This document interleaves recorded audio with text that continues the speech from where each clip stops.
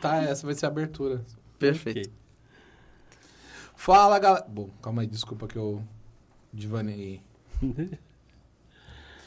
Fala, galera, tudo bom? Eu sou o Bruno Ribeiro e tô aqui com os meus parceiros, o mestre das análises afiadas, o grande Carlos Henrique. Esse aí, fala aí galera, tudo bem? Estamos aí mais uma vez, Carlos Henrique falando aqui do nosso grandiosíssimo ultra tecnológico estúdio. E é isso aí. Vocês não podem ver, infelizmente, a infraestrutura, né? A gente Mas ela é muito cortou massa. só esse quadradinho pra vocês não terem Não noção causar inveja. do nosso grande palácio. Né? E não menos importante, o nosso filósofo de plantão, o grande Coleto. O cara passa por uma qualificação, até um título novo já tem. E aí, galera, tranquilíssimos, aguardando os likes de vocês e aquelas ideias de pauta super esperta para o próximo programa. Estamos aí, continuamos tentando não ser cancelados. Vamos ver o resultado de hoje. Seguimos nessa empreitada. Tamo na meta. Vamos lá. Então, hoje o papo é um daqueles que fazem a gente pensar, né? Que é a IA e é o novo web namoro? Novo web namoro, novas web namoradas, web namorados. Será que esse é o futuro? Intimidade e solidão na artificial e tecnológica. E aí, gente, o que tá acontecendo? Será que nossas namorados vão se tornar IAs? Será que esse é o futuro dos relacionamentos entre humanos? 3 nerds. Como a gente padroniza uns diálogos e algumas respostas de relacionamento, e aí tu começa a falar com uma IA e tu nem percebe, ou às vezes a IA se parece mais real do que a realidade. Mas enfim. É o famoso assim, se a minha namorada começa a mandar muito amor, do nada você já fala assim, ué, será que, né? Ela está tendo insights valiosos. Vamos lá, gente. Vamos trocar uma ideia, então, sobre a inteligência artificial entrando no terreno das intimidades, né? Os dilemas éticos e os efeitos psicológicos dessa nova onda de interação com IAs. É bom falar, né, que no Japão, aqui, o pessoal até estava comentando, já existe essa onda há um bom tempo, Muito né? tempo. Que não necessariamente com IAs, mas é alguma coisa relativamente nova aqui no Ocidente, né? Inclusive, tivemos um caso recente de um rapaz que acabou se suicidando, né? E a família dele está processando a empresa ali de IA por... enfim, né? Eles acharam conversas ali entre o rapaz e uma IA e eles acreditam que foi isso que gerou, né, esse possível suicídio. Então, né, fazendo o início da pauta, vamos lá, né? Vamos começar os temas de hoje. Então, para começar, vamos falar sobre intimidade artificial. E aí, gente, como que isso funciona? O que está acontecendo? O que vocês têm visto? Então, vou começar falando então, né? Porque eu sei que a argumentação filosófica do Coleto vai vir muito melhor do que a minha, mas Você então viu, foi fantástico. Deixa eu abrir, então, a brecha tema, filosófica, né? Cara, se a gente for pensar, o ser humano, ele é uma criatura que, por mais todos nós aqui, nós temos um quê de antissocialidade, porque nós somos nerds de laboratório, então. Mas, enfim, todos os seres humanos, com as suas complexidades, ele necessita de afeto. Em alguma instância, algum tipo de afeto. É uma coisa que o ser humano precisa, que nos torna animais sociais. E o que acontece é que na era digital, não apenas na era digital, mas agora ainda mais na era digital, a gente tem a possibilidade de se isolar mais dentro dos nossos mundinhos, dentro das nossas preferências, e às vezes a gente acaba criando um padrão de preferências e modos de vida que é muito difícil a gente ir se acostumando com ele, onde é muito difícil a gente encontrar outras pessoas que a gente enxergue que a gente vai ter uma afinidade perfeitamente fluida com aquela pessoa. Então, aquela pessoa que já tem uma predisposição para viver de maneira isolada, para ficar mais no seu canto, obviamente, ela é uma pessoa que vai acabar se isolando mais dentro desses mundinhos, dentro dessas bolhas que ela cria. Vou usar o termo bolha por falta de outro melhor. E a questão do afeto é uma coisa que ela vai começar a sentir falta e... O que ela vai fazer? Ela vai começar a buscar esse tipo de afeto em qualquer coisa que ela possa encontrar alguma forma disso.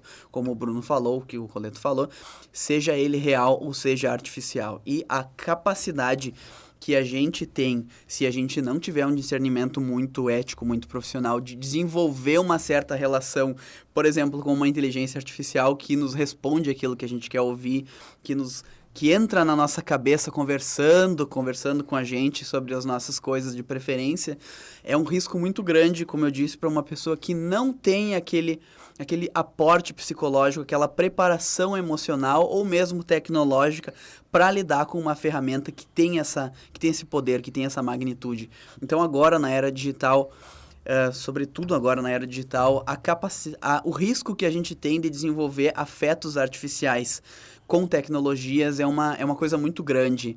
E aconteceu o caso aí desse guri, desse rapaz, não sei que idade ele tinha, né?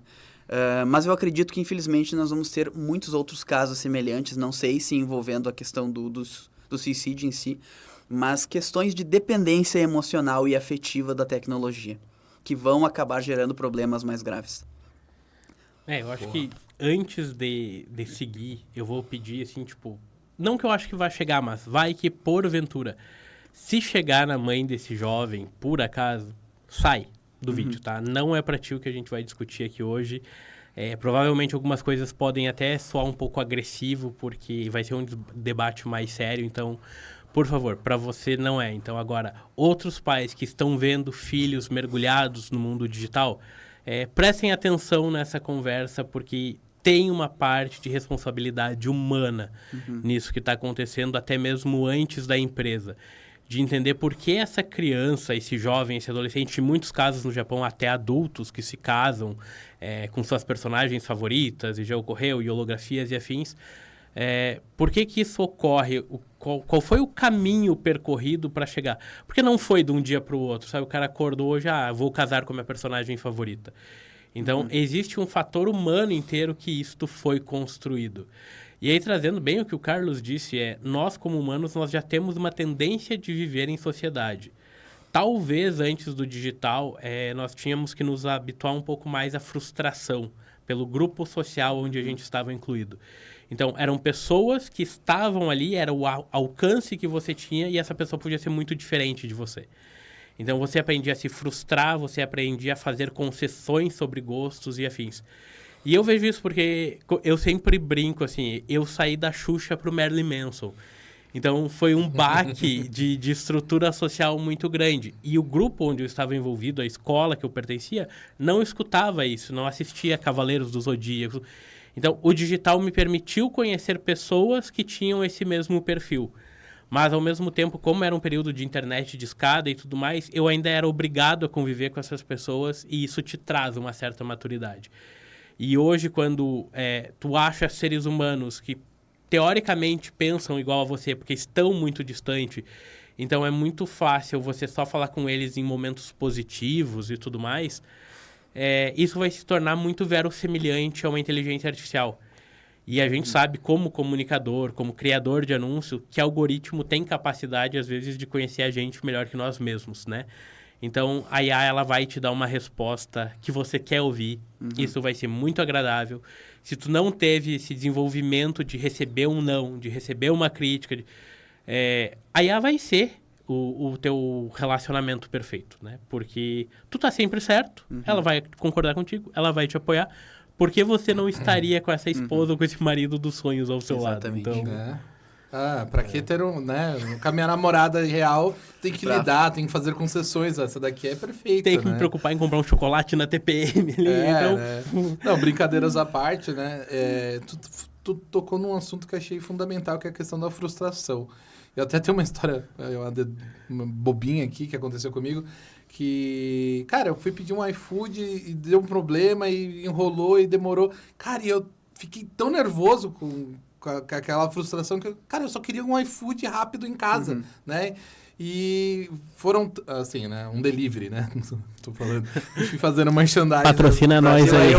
Não falamos nenhuma marca em específico. 100%, enfim, né? Enfim, só queria um delivery, comer de boa em casa num dia que pesado e, cara, foi todo um estresse a mais por causa disso, né? E daí eu fico pensando assim, cada vez mais a gente não sabe e não quer lidar com a frustração, né? A frustração, querendo ou não, a gente vive num mundo hiper personalizado, né? Então, cada vez mais os algoritmos estão personalizando ali o que chega para nós. E querendo ou não, a IA é o trabalho. Ela foi feita para isso, ela né? Foi feita. Então, imagina tu ter, né, interagir com uma pessoa que realmente te conhece a fundo, né? E é isso, né? E te valida, né? E é te muito valida, isso que a gente valida. busca hoje. Não, é isso aí, é isso que tem que fazer, é assim que tem que ir, né? Daí eu vou entrar aqui numa pergunta que é, afinal, quais são os riscos emocionais de desenvolver um vínculo com uma entidade que, no fundo, não tem emoção real, né? Cara, deixa eu respondendo essa questão, puxando um gancho com isso que tu acabou de falar. Eu acho que o problema disso é também o grande problema da tecnologia, o grande lado sombrio da tecnologia, né? O que eu me refiro? A tecnologia, obviamente, ela é criada, sempre ela é criada a partir de um problema do ser humano e ela é criada para resolver esse problema, né? Só que o que acontece? Quanto mais a tecnologia evolui para nos ajudar a resolver os nossos problemas, mais ela nos desensina a lidar com problemas e lidar com frustrações. E todo o relacionamento de qualquer natureza do relacionamento humano, qualquer tipo de relacionamento, seja ele um relacionamento pessoal, profissional, amoroso, de jogo, de brincadeira, enfim, qualquer tipo de relacionamento humano, ele é baseado em problemas, em frustrações e dificuldades. Relação, né? Relacionamento complexidades, é isso, né, cara? exatamente.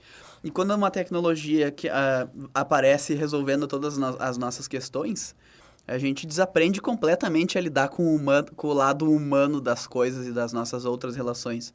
Porque a gente vai criar um padrão de resposta e agilidade sobre algo que é artificial, sobre algo que não existe no mundo real, digamos assim.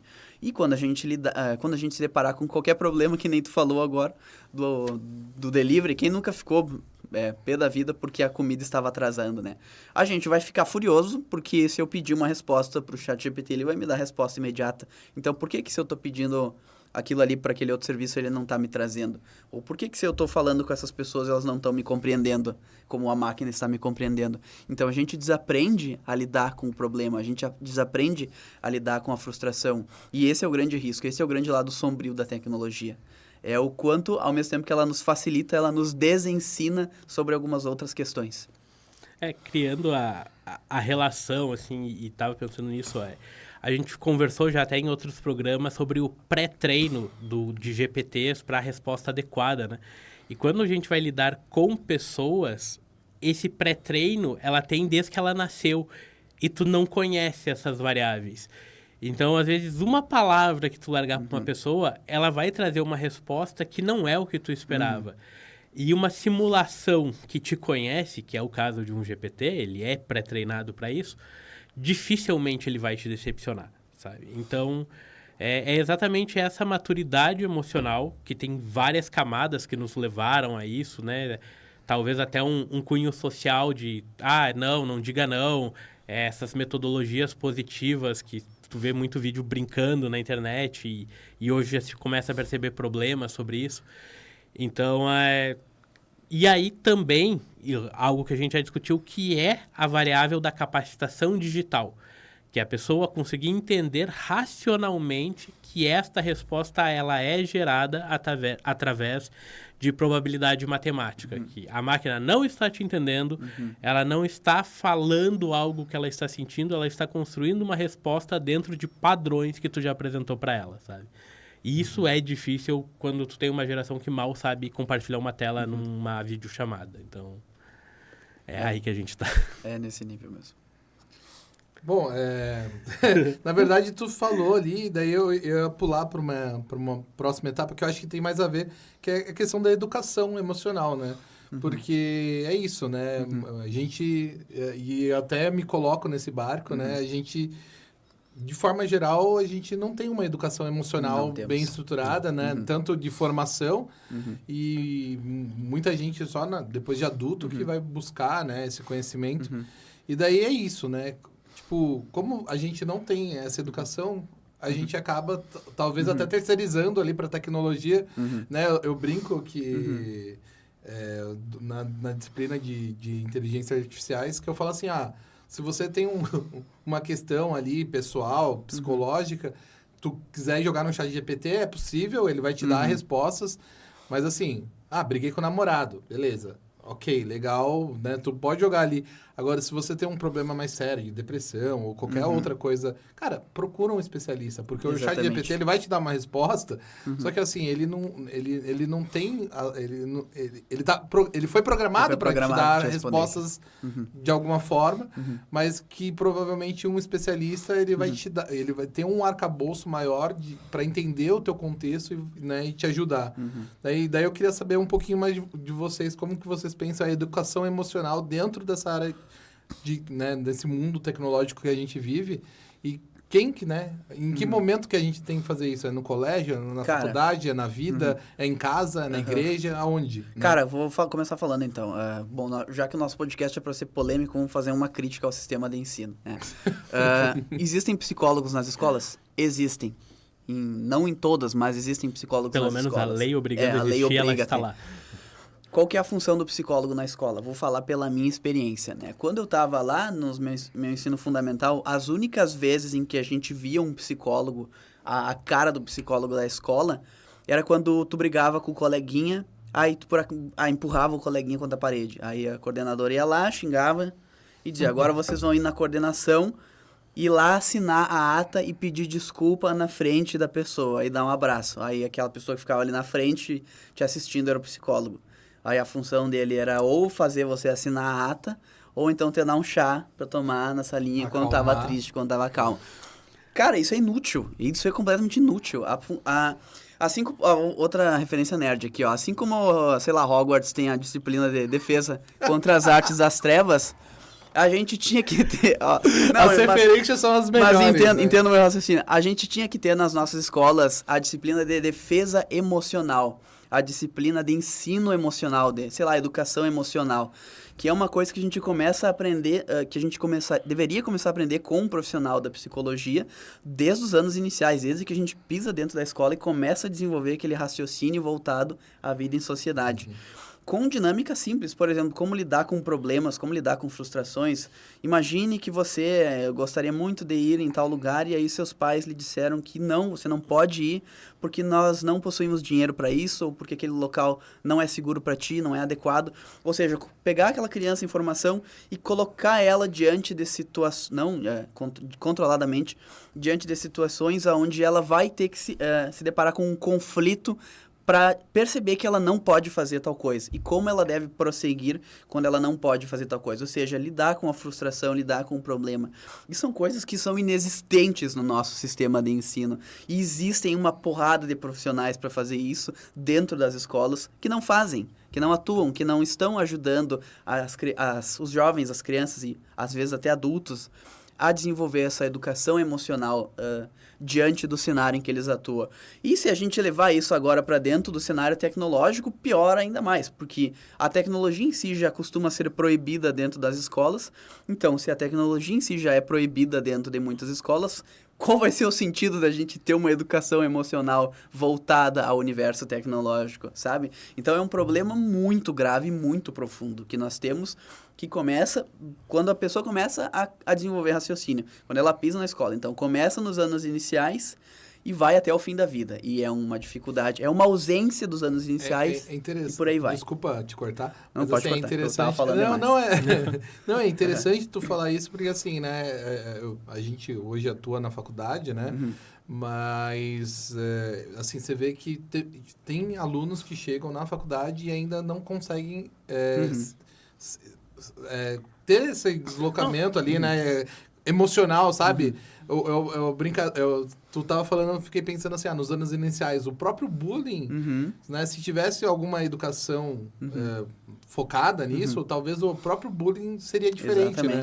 Porque a pessoa vai saber lidar com o bullying, ou vai, pelo menos, ter ferramentas como lidar com aquelas pessoas, né? Ou para quem pedir ajuda, de alguma forma, né? Então, acho que faz muito sentido, né? Ter essa formação. Na verdade, acho que mas daí a gente entra numa seara um pouquinho maior, que é... mas emocional não traz dinheiro, né? Então, se não traz dinheiro, diretamente, né? Será que vale a pena investir em pagar educadores e psicólogos para ensinar? Enfim. Eu vou entrar numa palestrinha agora, porque Pode falar a tua vez agora. teve muitos ganchos. Vamos deixar o qualificado falar. Então, tipo assim, não vou culpabilizar 100% as escolas, porque mesmo As tendo... vítimas. Não, e às vezes assim, é um psicólogo para quantos mil alunos, É. sabe? Então, isso é um problema, porque a lei te obriga a ter um psicólogo, mas qual é o atendimento que ele vai ter? E aí, se a gente pegar escolas mais carentes, por mais que ele indique a família que a criança precisa de um apoio, às vezes a família ou não tem condições financeiras para isso, ou nem acredita, né? Então, o valor do psicólogo e da sanidade mental, digamos assim, do equilíbrio emocional é algo novo. A gente começa por aí, só isso aí já geraria um longo debate. Fazendo um gancho com o que o Bruno disse do dinheiro e o lado emocional. Na verdade, é um mercado riquíssimo, né? Se tu pegar jogos simples, que são aqueles joguinhos de paquera, que é uma simulação de chat onde tu tem que conquistar o NPC e tu interage escolhendo, mesmo que sejam discursos pré-programados, isso é anterior à IA, cara, o custo para personalizar o teu personagenzinho, roupinhas que tu libera. Então, isso já é um mercado que movimenta muita coisa e que tem muito dinheiro envolvido. Mas aí, voltando para a educação emocional anterior, assim. Vamos pegar a minha geração ainda escapou disso porque a tecnologia não estava no ponto. Mas vamos pegar a geração que está agora, aí com uns 15 anos, talvez 10 anos. A criança estava com uns 4 anos e chorava. O que acontecia? Para uma classe média alta. Toma teu tablet.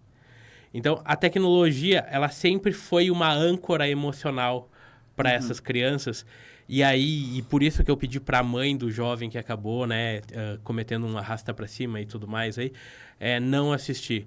Porque qual é a parte de responsabilidade paterna nesse ponto, de família? Porque, assim, que nem sexta passada, e eu acabei trazendo a qualificação, está sendo discutido a proibição de porte de celular nas escolas. Porque usam rede social, então só depois dos 11 anos. Tá, mas espera aí, rede social é a partir de 14 anos. Então, a criança que tem uma rede social é uma falsidade de identidade ali. Isso já é um crime, isso é uma alienação parental digital. Então, eu entendo os problemas que estão ocorrendo, mas a tecnologia, ela não é uma culpada. Ela é um resultado. É a âncora que a pessoa não está tendo em outro lugar e está dedicando à tecnologia. Ela não foi pensada para isso inicialmente. Então, é claro, a tecnologia, os jogos e a IA que faz isso... Ela existe para te vender um prazer. A gente até estava conversando sobre o filme Her. Qual é o plot do filme? É o cara conversando com a inteligência artificial, é a mulher que ele se apaixona, é a mulher da vida dele, e o momento que ele descobre que ela fala a mesma coisa para outros milhares de usuários do sistema e que ele não é especial. Então é essa a quebra, porque a IA vai tratar todo mundo da forma que é esperada. Só que se nós estamos ensinando nossos filhos que a tecnologia gera essa âncora emocional para eles... não me parece que a culpada é a tecnologia, sabe? Eu acho que é nós que estamos falhando e entra no quesito frustração. E aí eu vou usar um exemplo meu muito simples. Tá num início de relacionamento e as pessoas são extremamente diferentes. E aí eu tô super afim de ouvir um Fear of the Dark, ali é o dia que eu quero ouvir um Iron Maiden, é o que vai me fazer relaxar. E aí tu ouve a pessoa falando assim, Alexa, toca a Lua Santana. E quem aconteceu isso em casa agora, desculpa, né? Pelo menos não foi um desligar o computador, então estamos bem. Mas é aquela hora. E aí tá tocando e, tipo, pela companhia, tu aprende a ceder isso, sabe? Por mais que seja algo que poderia até te incomodar, você cede, porque você aprendeu a lidar com isso, você teve esse diálogo, essa medida que tu não precisa ter com a tecnologia. Tu tá jogando, tu tá flertando, não quer mais? Tu desliga. Tu tá falando com o GPT, com qualquer GPT, eu não tô falando do chat GPT em si, tu desliga. Então, pessoas não têm o botão de desligar, sabe? E aí eu acho que é nesse ponto que tá rolando os conflitos. Aí é onde mora o problema, né? A gente tem que parar com os relacionamentos humanos e ficar só com os relacionamentos digitais, que daí resolveria... Perfeito. Todos os problemas. Brincadeira, gente, né? É brincadeira. Caso não tenha ficado claro, foi uma brincadeira, tá? Criar uma tagzinha é meme. Eu juro, é meme, tá? Bom, mas assim, querendo ou não, hoje chegamos num momento que a gente pode, né? Temos ferramentas aí, vocês podem dar exemplos que vierem à mente de vocês, de utilização da IA de uma forma né, nos ajudar na nossa solidão ali do dia a dia, até porque tem casos e casos, pessoas que moram sozinhas, que foram estudar longe da família, enfim, né? Eu mesmo moro longe da minha família, então, assim, querendo ou não, a solidão, ela persegue as pessoas de formas diferentes, né? E daí a gente tem ferramentas de IA, mas a minha pergunta é, será que a companhia artificial realmente ajuda, né? Ou será que a gente está trocando relações humanas genuínas por algo ilusório? E aí, o que vocês acham? Vocês acham que faz sentido a gente migrar para essas ferramentas ali? Ou não, é melhor parar enquanto dá tempo antes de viciar, né? E correr para um outro lado. E aí? Que é isso? Não, eu opino. Ficou clara a Pode pergunta? falar, ficou claro. Eu entendi e eu acho que a variante é qual é o grau de qual é o grau nível de emocional que não, e qual é a tua estabilidade emocional para isso. Uhum. Porque se você usa consciente, se é para brincar, de tipo, Alexa, faz tal coisa. Pode falar aí, pode trollar a audiência. Então, assim, tu usa isso no intuito do entretenimento, numa dopamina que tu precisa no momento, mas você tá ciente disso, eu não vejo nenhum problema. É um facilitador. Cara, hoje eu tava com preguiça pra levantar. Foi, Alexa, música pra sair da cama. Vai vir algumas músicas felizes que eu nem tava na cabeça, que sinceramente eu nem conhecia, não sei nem o nome. Mas é o ritmo que foi o suficiente pra fazer eu sair da cama, nem que fosse pra desligar ela, mas tudo bem. Tacar ela longe, né? Mas, então, assim, agora, no momento que ela se torna a âncora, aí eu acho um problema, mas, de novo, é um fim que está ocorrendo por uma falha anterior. Então, eu não culpabilizo a tecnologia, talvez a gente tivesse ter mais dispositivos para ela validar isso, né? Já que hoje é possível essa análise, a capacidade clínica de uma análise psicológica de um GPT bem treinado é grande, então talvez fosse de no momento que ele detectar que está chegando ali, passou desse grau, ele falou, tu deveria buscar ajuda, talvez pudesse ocorrer esse ponto, mas eu acho que ainda é nosso, sabe? Tu me lembrou da história do episódio das bets, né? Sim. Só para quem não assistiu o episódio, nesse episódio que a gente tava falando das empresas, né, de apostas, e daí, por exemplo, quando a pessoa já perdeu muito dinheiro em apostas, a própria empresa, algumas, né, não sei se todas, fala pra pessoa, cara, tu já perdeu muita grana, eu acho que tu e bloqueia a conta, né? Basicamente é isso. Então, assim, primeiro vicia a pessoa naquilo, e daí depois, quando a pessoa vê que a pessoa já passou ali do limite, né, bloquear. Então, eu fico imaginando, né, como que isso funcionaria, né, num GPT da vida, né? E daí, assim, tipo, tu tá indo, de repente, identificamos aqui que tu tá passando dos limites, então, a partir de hoje, tu não tem mais isso. Ou, enfim, como lidar, mediar né? isso. Exatamente. E daí eu já...